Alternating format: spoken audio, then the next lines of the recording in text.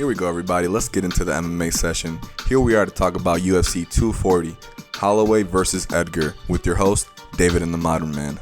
So let's get right into the main event of the evening, with Frankie Edgar coming in at 23-6-1 versus Max Holloway, the current champ, coming in at 20-4. So I want to talk about the challenger, Frankie Edgar. Frankie's coming into this fight at 37 years old. There's not much I can say about Frankie Edgar that hasn't already been said, that we haven't already seen.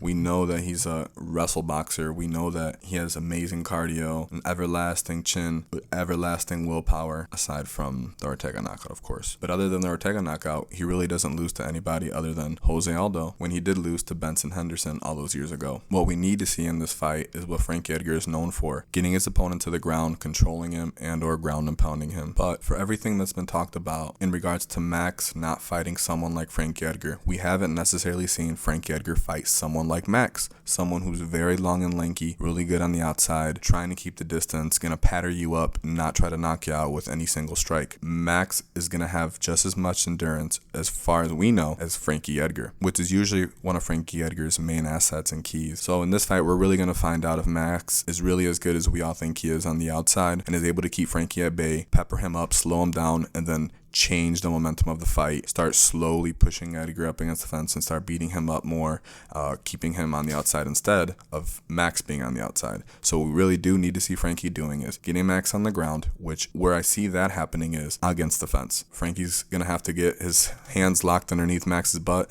and take him for a ride. But I'm actually going to have to go with the champ on this fight. I think he's going to overwhelm him. David, how do you see this fight going, and in what method? I honestly think Max is going to end up winning via decision. What makes Max so special at fighting on the outside is his footwork, his in and out movement, throwing short combinations, exiting after every one of them, as well as using his long frame to lean back out of the way of punches, and coming back with a quick jab cross. I also like that he changes levels with his punches and goes to the body. I think that's something he's going to want to incorporate into his game plan with the jab. That way he's already low and in preparation for any takedowns that Edgar shoots for, as well as incorporating uppercuts, and he also has a good jumping knee. I'm not expecting Max to knock out Frankie with any of these strikes. However, you gotta make him pay for going for those takedowns, and I do see Frankie taking Max Holloway down in this fight. This is gonna be a real competitive fight, back and forth. However, we all know how strong Max Holloway gets as the rounds go on. His volume increases, he finds his opponent's timing, and is able to switch up the rhythm on his own strikes to catch his opponent multiple times. That's why I'm going with the champ, to defend his belt and continue his featherweight reign. I'm picking him with the 5th round TKO over Frankie Edgar. Let's move on to the co-main event, Modern Man. We got Cris Cyborg, who's 20-2, versus Felicia Spencer, undefeated with 7 wins. We all know Cyborg has knockout power, and she's willing to walk down her opponent. Cyborg just needs to stick to her usual game plan and rely on her boxing to pressure her opponent and set up the power shots. Not many women have the power Cyborg possesses, and I think when Cyborg does connect, I think it's going to be a short night for Spencer. I'm picking Cyborg with the knockout and making a statement after that loss she took. Do you see it going any different, Modern Man? No, I don't. That statement you were speaking of is exactly what the UFC is looking for by setting this fight up. Felicia Spencer does not necessarily bring anything to the fight better than Cyborg. This fight's happening because Spencer agreed to it. The UFC is always willing to set up anyone to fight Cris Cyborg. The fact that she has a highlight over Megan Anderson is good enough for the UFC. She exploited the obvious hole in Megan Anderson's game,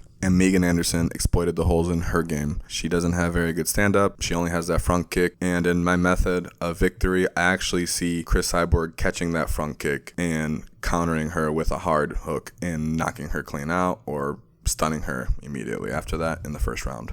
Going into our next fight, we have Jeff Neal coming in at 11-2 versus Nico Price coming in at 13-2. Nico Price is known for his knockout of Randy Brown from bottom with hammer fist, which is a demonstration of the kind of power and unorthodox striking this guy has. He's known for pretty much overwhelming his opponent, his lanky, unusual strength with his very aggressive style, but he's not reckless. He does try to bait opponents into coming into him occasionally and striking first, but for the most part, he is looking for those big shots and he is looking to explode into you. He does have wrestling, he does have takedowns, but he's really just a dominant fighter overall when he is winning a fight. And in his win over Tim Means, we've seen a lot of good things, but In my opinion, we've seen a lot of opportunities in that fight because Tim Means was actually winning that fight up to the point that Niko Price knocked him out with a hook that he had already caught him with earlier in that same exact round. Niko Price had caught Tim Means with that hook. The reason it had a different effect is because Tim Means was actually moving back and Niko was actually leaning over into him, reaching for the punch instead of the other way around, which is how Tim Means actually got knocked out. He was leaning into Niko Price because he was applying so much pressure.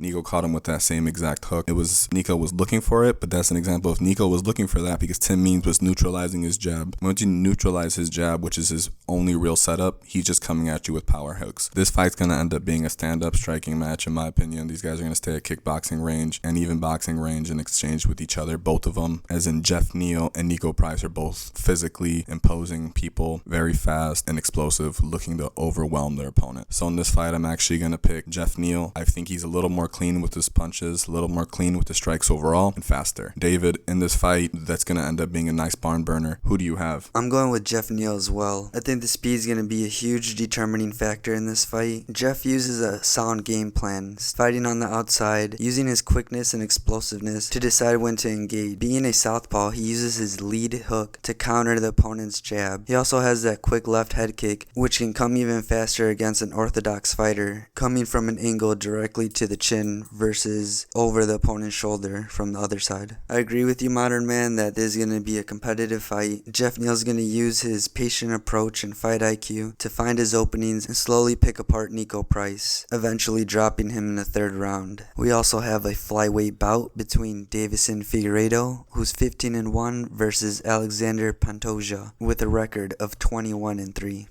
Pantoja is primarily a counter striker. He has very good timing and a variety of strikes. He can throw kicks with both legs and does a great job of incorporating them in his combinations, adding them at the end if the opponent's exiting, or even switching it to a knee if his opponent's closing in. Pantoja would be taking a lot of risk engaging in a striking fight with Deiveson, considering his power. That's where Pantoja is going to have to use Deiveson's aggressiveness and overcommitting on striking to change levels and go for the takedown, and use his BJJ, actively going for submissions, mixing in ground and pound. And even if Deiveson tries to escape, Pantoja does have good scrambling abilities and is able to get back in a dominant position. That's why I'm going to go with Pantoja with the decision win. I think he's going to be able to mix his counter striking and the takedowns to tire Deiveson out and win the rounds. Modern Man, we've all seen Deiveson's power displayed at flyweight. How's he going to find his openings to land those heavy blows?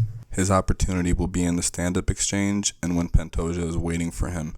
If Pantoja is being too defensive and trying to counter too much, Figueiredo's going to find the hole in his defense and explode into it, whether it be with a jab, hook, or even shovel uppercut, whatever he can get away with, because he's not afraid to commit to his punches.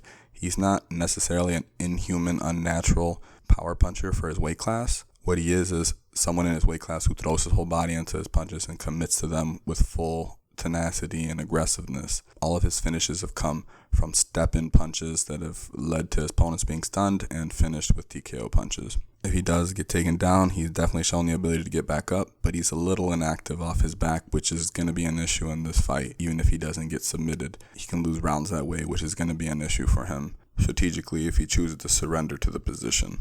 So for this fight, Figueiredo's going to have to be somewhat patient in his explosive movements, but if Alexander Pantoja is waiting for him too much on the counters and not respecting his power, Pantoja is going to get caught.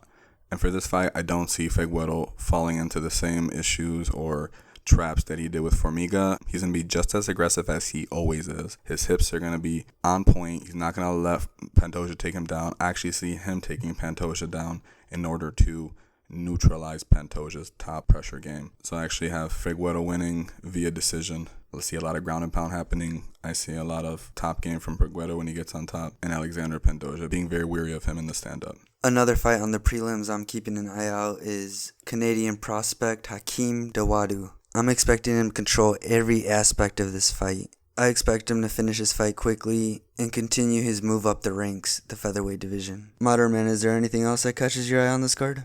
As a matter of fact, I do. Aubin-mercier versus Arman Tsarukyan. In this fight, I believe we're going to see OAM push to his limits in what he believes is the strongest aspect of his game. I believe Arman's going to beat OAM in all the grappling exchanges when they clinch up, even against the fence. Arman's going to show that he has way better stand-up game.